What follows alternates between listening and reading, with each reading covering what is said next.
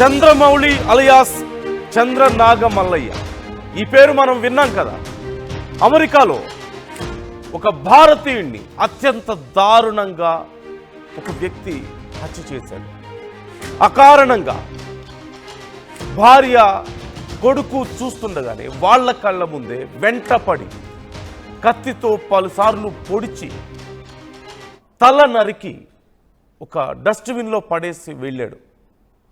ఆ వ్యక్తి పేరే ఇది. మనందరం విన్నాం జరిగిన స్టోరీ. ఇప్పుడు ఈ ఘటనకు సంబంధించి ప్రవాస భారతీయుల్లో తీవ్ర ఆందోళన వ్యక్తమవుతోంది. అక్కడ ఉన్నటువంటి భారతీయుల సెక్యూరిటీకి సంబంధించి ప్రశ్నలు లేవనెత్తుతున్నటువంటి పరిస్థితి. ఈ నేపథ్యంలో అమెరికాలో భారతీయుడి హత్యకు సంబంధించి ట్రంప్ సంచలన వ్యాఖ్యలు చేశారు. చంద్రనాగమల్లయ్య హత్య కేసులో సంచలన విషయాలు తన దృష్టికి వచ్చాయంటూ ట్రంప్ అంటున్నారు. నాగమల్లయ్యను హత్య చేసింది అమెరికా వ్యక్తి కాదని క్యూబాకు చెందిన ఒక అక్రమ వలసదారుడు అంటూ చెప్తున్నారు. బైడెన్ ప్రభుత్వం అనుసరించిన విధానం వల్లే మార్టినెజ్ లాంటి ఒక క్రిమినల్ అమెరికాలో ఉండగలిగాడంటూ ట్రంప్ వ్యాఖ్యానిస్తున్నారు. అక్రమ వలసలను ఇక ఏమాత్రం ఉపేక్షించరని, డల్లాస్లో మల్లయ్యకు మంచి పేరుందని, అలాంటి వ్యక్తిని చంపడం దారుణం అంటూ ట్రంప్ అంటున్నారు. తన భార్య కొడుకు చూస్తుండగానే ఈ ఘోరం జరిగిందంటూ ట్రంప్ సైతం ఈ విషయంలో తన బాధను వ్యక్తం చేస్తున్నారు. ఈ నేపథ్యంలో ట్రంప్ ఒక పోస్ట్ కూడా చేశారు. జరిగినటువంటి ఘటన తనను కలిచివేసిందని, బైడెన్ తీసుకున్నటువంటి గతంలో నిర్ణయాల వల్ల ఇలాంటి ఒక దారుణం జరిగిందని, అమెరికాలో ఉండకూడని వ్యక్తులు ఉన్నారని, నాగమల్లయ్య హత్య తనని ఎంతో కలిచివేసిందని, కుటుంబ సభ్యుల కళ్ళ ముందే ఇలా జరగడం దారుణమని, అలా తలనరికి డస్ట్బిన్లో పడేసి వెళ్ళిపోయాడు. ఇక ఇలాంటి వాళ్ళని నేను ఉపేక్షించను, ఇలాంటి వాళ్లకు అమెరికాలో ఉండే అర్హత లేదు అంటూ ట్రంప్ చెప్తున్నారు. ఈ నేపథ్యంలో ట్రంప్ ఒక పోస్ట్ కూడా చేశారు. ట్రూత్లో ఆయన ఒక పోస్ట్ చేశారు. ఒకసారి నేను ఆ పోస్ట్ని మీకు చదివి వినిపిస్తాను. ఆ తర్వాత అసలు ఆ హత్య ఉదంతం ఎలా జరిగింది, ఆ హత్య ఎలా జరిగింది అనేది కూడా నేను మీకు మరొకసారి గుర్తు చేసే ప్రయత్నం నేను చేస్తాను. ఒకసారి ముందుగా ట్రంప్ ఏం పోస్ట్ చేశారు చూస్తే, I'm aware of the terrible reports regarding to the murder of Chandra Nagamallaiah, a well-respected person in Dallas, Texas, who was brutally beheaded in front of his wife and son by an illegal alien from Cuba who should have never been in our country.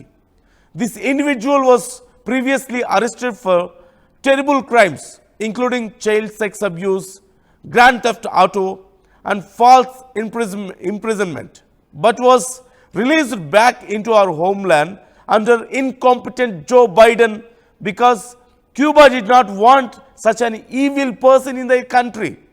Rest assured, the time for being soft on these illegal immigrant criminals is over under my watch. అంటూ Trump చేసినటువంటి post మనం చూస్తున్నాం. ఇలాంటి evil illegal aliens మీద ఇక ఉపేక్షించబోం, కఠిన చర్యలు మేము తీసుకోబోతున్నాం. ఇలాంటి వాళ్ళకి అమెరికాలో ఉండే హక్కు కానీ అర్హత కానీ లేదు. క్యూబాలో ఇలాంటి వాళ్ళకి స్థానం లేదు కాబట్టి వాళ్ళని అమెరికాకు పంపించారు. అమెరికాలో గతంలో ఉన్నటువంటి బైడెన్ ప్రభుత్వ విధానాల వల్ల, వాళ్ళ అసమర్థ విధానాల వల్లే ఇలాంటి పరిస్థితి వచ్చింది. నాగమల్లయ్య ఇలాంటి మంచి మనిషి ప్రాణాలు కోల్పోయాడు.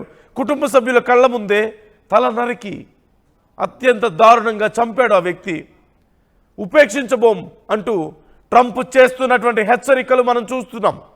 ఇది కేవలం ఈ ఒక్క ఘటనకు సంబంధించి కాదు, ఇల్లీగల్ ఇమిగ్రెంట్స్కి సంబంధించి ఇప్పుడు ట్రంప్ మరొకసారి వ్యాఖ్య చేశారు. పర్మిషన్ లేకుండా, తగిన గుర్తింపు లేకుండా అమెరికాలో ఉంటున్నటువంటి ఇల్లీగల్ ఇమిగ్రెంట్స్ అందరి మీద మేము ఎలా వ్యవహరించబోతున్నామో మీరు చూస్తారు అంటూ ట్రంప్ ఒక రకంగా మరొకసారి చెప్పే ప్రయత్నం చేస్తున్నారు.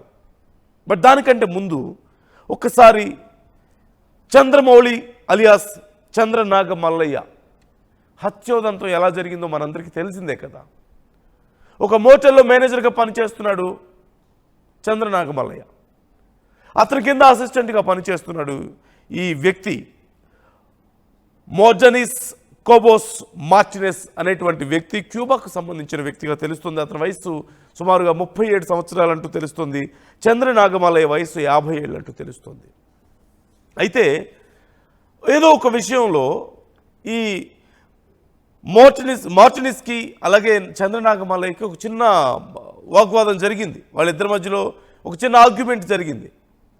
ఈ నేపథ్యంలో అక్కడే పనిచేస్తున్నటువంటి మార్టినెస్కి ఆ పాడైపోయిన వాషింగ్ మిషన్ ఒకటి ఉంది, దాన్ని యూజ్ చేయొద్దు అని చెప్పాల్సి వచ్చి వాళ్ళిద్దరి మధ్యలో అప్పటికే ఒక ఆర్గ్యుమెంట్ జరిగి ఉండడం వల్ల తాను డైరెక్ట్గా మాట్లాడలేకపోవడము కారణం ఏదైనప్పటికీ అక్కడే ఉన్న మరొక మహిళకు చెప్పి అతనికి చెప్పు అని చెప్పాడు. ఆ మహిళ అతనికి చెప్పింది. అయితే తనకి డైరెక్ట్గా అతనే చెప్పకుండా, అంటే చంద్రనాగమల్లయ్యే తనతో మాట్లాడకుండా డైరెక్ట్గా వేరే వాళ్ళతో అలా చెప్పించడం ఈ మార్టినెస్కి నచ్చలేదు. కోబోస్ మార్టినెస్కి అంతే. ఒక్కసారిగా కోపం తెచ్చుకొని అక్కడే ఉన్నటువంటి కత్తి అందుకొని చంద్రనాగమల్లయ్యని ఇష్టం వచ్చినట్లుగా తిడుతూ దారుణంగా అతని మీద దాడి చేస్తూ అనేక సార్లు అతన్ని కత్తితో పొడిచి గాయపరిచి చివరికి అక్కడి నుంచి పారిపోయే ప్రయత్నం చేస్తే చంద్రనాగమల్లయ్య అతని వెంట పడుతూ వీధుల వెంట పరిగెడుతూ ఆ కత్తితో అతని తలను నరికి, ఆ సమయంలో చంద్రనాగమల్లయ్య భార్య కొడుకు అక్కడే ఉన్నారు. ఆ మార్టినెస్ను ఆపే ప్రయత్నం చేశారు, కానీ ఆ మృగం అక్కడితో ఆగలేదు. దారుణంగా చంద్రనాగమల్లయ్య మీద దాడి చేసి పొడిచి చివరికి తల నరికి ఒక డస్ట్బిన్లో పడేసి వెళ్ళిపోయాడు. తల నరికి ఒక డస్ట్బిన్లో పడేసి వెళ్ళిపోయాడు. బట్ ఇదంతా దేనికోసం? ఒక చిన్న ఆర్గ్యుమెంట్. కేవలం ఒక చెప్పాల్సిన ఒక విషయాన్ని డైరెక్ట్గా అతను చెప్పకుండా వేరే ఒక మహిళ వచ్చి చెప్పడం. అందులో ఏదైనా క్రైమ్ ఉందా? అందులో ఏదైనా తప్పు ఉందా? చేయకూడని తప్పు ఏం చేశాడు అతను? కేవలం అతనికి ఉన్నటువంటి ఈ క్రిమినల్ మైండ్ కారణంగానే ఇలా చేశాడు. అతను ఆల్రెడీ ట్రంపే చెప్తున్నారు క్లియర్గా, ఈ మార్టినెస్ అనే వ్యక్తి, కోబోస్ మార్టినెస్ అనేటువంటి వ్యక్తి గతంలో చిన్నపిల్లల మీద లైంగిక దాడులు చేసినటువంటి క్రైమ్లో పాల్పడి ఉన్నాడు. చిన్నపిల్లల మీద లైంగిక దాడి చేశాడు, కార్లు దొంగతనం చేశాడు. అతని మీద ఎన్నో క్రిమినల్ కేసులు కూడా ఉన్నాయి. ఇప్పుడు ట్రంప్ చెప్పేది ఏంటంటే, ఇలాంటి క్రిమినల్స్ అమెరికాలో ఉండడానికి అర్హులా అనేది ఇక్కడ ట్రంప్ వేస్తున్నటువంటి ప్రశ్న. ఒక మంచి మనిషి, ఒక బాధ్యత గల భారతీయుడు కుటుంబ సభ్యుల ముందు అత్యంత దారుణంగా హత్య గావించబడ్డానికి కారణం ఏంటి అనే ప్రశ్నను ఇప్పుడు ట్రంప్ లేవనెత్తుతున్నారు. బైడెన్ ప్రభుత్వ తప్పుడు విధానాల వల్లే, చేతగాని విధానాలు అంటూ కూడా ఆయన కామెంట్ చేశారు. ఇన్కాంపిటెంట్ బైడెన్ అంటూ కూడా ఆయన కామెంట్ చేశారు. అలాంటి విధానాల వల్లే ఇలాంటి పరిస్థితి వచ్చింది కదా అనేది ట్రంప్ పాయింట్. అయితే ట్రంప్ ఇక్కడ క్లియర్గా ఇలాంటి విషయాలను అడ్వాంటేజ్ తీసుకునే ప్రయత్నం కూడా చేస్తున్నారు. ఇలాంటి వాళ్లకు ఇమిగ్రెంట్స్, ఇల్లీగల్ ఇమిగ్రెంట్స్ అమెరికాలో ఉండడానికి వీలు లేదు, ఇలాంటి క్రిమినల్స్ అమెరికాలో చోటు లేదు ఇలాంటి వాళ్ళకి అంటూ కూడా ట్రంప్ చెప్తున్నారు. ఇలాంటి వాళ్ళ విషయంలో తన పందా ఏ విధంగా ఉండబోతుందో, తన పాలసీ ఏ విధంగా ఉండబోతుందో మరొకసారి చెప్పే ప్రయత్నం ట్రంప్ చేస్తున్నారు. క్లియర్గా మనకు కనిపిస్తోంది. అయితే అమెరికా హోంశాఖ DHS ఇప్పటికే దీనికి సంబంధించి చర్యలు తీసుకుంటోంది. Department of homeland security assistant secretary Tricia McLaughlin దీనికి సంబంధించి ఇప్పటికే యాక్షన్ తీసుకుంటున్నారు. అలాగే ఈ వ్యక్తి, ఈ మోర్జనిస్ కోబోస్ మార్టినెస్ అనే వ్యక్తి, క్యూబాకు సంబంధించిన వ్యక్తి గతంలో ICE కస్టడీలో ఉన్నట్లు కూడా తెలుస్తోంది. ICE immigration and customs enforcement ఈ డిపార్ట్మెంట్ కస్టడీలో కూడా అతను ఉన్నాడంటూ తెలుస్తోంది. సో అన్ని రకాలుగాను అమెరికాలో అడుగు పెట్టడానికి ఏమాత్రం హక్కు లేని వ్యక్తి. అలాగే ఇల్లీగల్ ఇమిగ్రెంట్స్ విషయంలో ట్రంప్ పంతా ఎలా ఉండబోతోందో ఖచ్చితంగా ఈ పోస్ట్ ద్వారా మనకు తెలుస్తోంది. మరొకసారి గతంలో బైడెన్ అవలంబించినటువంటి విధానాలను సైతం తప్పుపట్టే ప్రయత్నం ఇక్కడ మనం చూడొచ్చు. ఏది ఏమైనప్పటికీ ఈ నాగమల్లయ్య హత్యోదంతం ఇప్పుడు అమెరికాలోను విదేశాల్లోనూ ఉంటున్నటువంటి భారతీయుల యొక్క సెక్యూరిటీకి సంబంధించి సైతం అనేక ప్రశ్నలు లేవనెత్తుతోంది. విదేశాల్లో ఉంటున్న వాళ్ళ లైఫ్ చూడడానికి చాలా పాలిష్డ్గాను, చాలా పాష్గా, చాలా గ్రాండ్గా కనిపించినప్పటికీ అక్కడ వాళ్ళు ఎదుర్కొంటున్నటువంటి అనేక సమస్యలు ఇక్కడ మనకు కనిపిస్తున్నాయి. యూకేలోను, అలాగే అమెరికా, ఆస్ట్రేలియాలో భారతీయుల మీద పెరుగుతున్నటువంటి అక్కడ వ్యతిరేకత సైతం మనకి ఈ మధ్య బాగా కనిపిస్తోంది.